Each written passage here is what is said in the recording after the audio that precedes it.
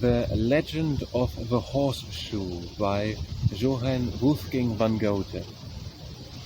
When still unknown, and low as well, our Lord upon the earth did dwell, and many disciples with him went, who seldom knew what his words meant.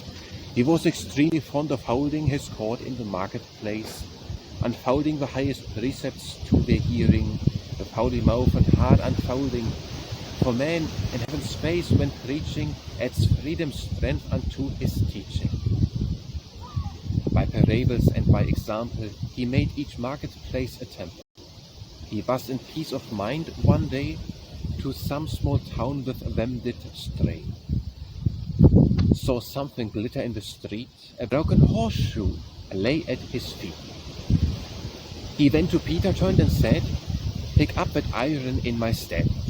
Saint Peter out of humor was, having in dreams indulged because all men on thoughts so like to dwell, how they the world would govern well. Here fancy revels without bonds. On this his dearest thought he founds.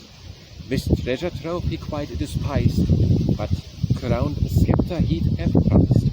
Why should he now bend his back to put out iron in his sack? He turned aside with outward show, as though he heard none speaking so. The Lord, to his long-suffering true, himself picked up the horse's shoe, and of it made no further mention, but to the town walked with intention of going to a blacksmith's door, who gave 1 farthing for his store. And now, when through the market strolling, cherries some one he heard extolling. Of these he bought as few or many as farthing base, if it by any, which he, in wonted peacefulness, gently within his sleeve did press. Now out at the other gate they'd gone, past fields and meadows, houses none. The road likewise of trees was bare, the sunshine bright with ardent glare, so that great price in plain was stretched, a drink of water would have fetched. The Lord, walking before them all, let unawares a cherry fall. Saint Peter ate it then and there, as though a golden apple it were. He relished much the luscious fruit.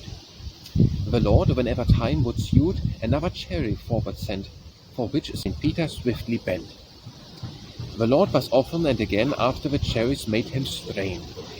When this had lasted quite a while, the Lord spoke thus with cheerful smile: "If thou hadst stirred when first I bade thee, more comfortable would have made thee. Whoe'er small things too much disdains, for smaller ones takes greater pains."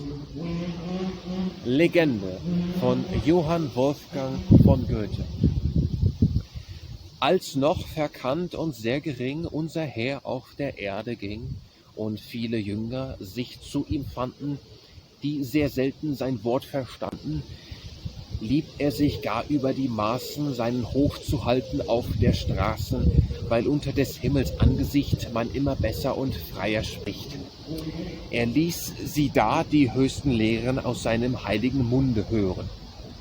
Besonders durch Gleichnis und Exempel macht er einen jeden Markt zum Tempel.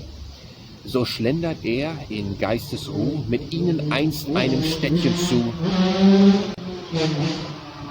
sah etwas blinken auf der Straß, das ein zerbrochen Hufeisen war's.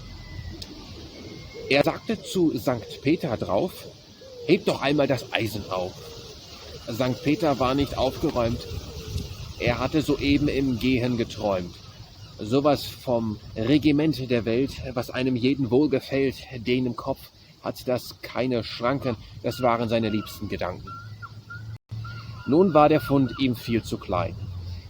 Hätte müssen Korn und Zepter sein. Aber wie sollte er seinen Rücken nach einem halben Hufeisen bücken? Er also sich zur Seite kehrt und satt, als hätt er's nicht gehört. Der Herr, nach seiner Langmut, drauf hebt selber das Hufeisen auf und tut auch wieder nicht dergleichen. Als sie nun bald die Stadt erreichen, geht er vor eines Schmiedes Tür, nimmt von dem Mann 3 Pfennig dafür. Und als sie über den Markt nun gehen, sieht er dass selbst schöne Kirschen stehen, kauft ihrer so wenig oder so viel, als man für einen Dreier geben will, die er sodann nach seiner Art ruhig im Ärmel aufbewahrt. Nun ging's zum anderen Tor hinaus durch Wies und Felder ohne Haus. Auch war der Weg von Bäumen bloß. Die Sonne schien, die Hitz war groß, so dass man viel an solcher Städt für einen Trunk Wasser gegeben hätt. Der Herr geht immer voraus vor allem, lässt unversehens eine Kirsche fallen. Sankt Peter war gleich dahinterher, als wenn es ein goldener Apfel wär. Das Bärlein schenkt seinem Gaum.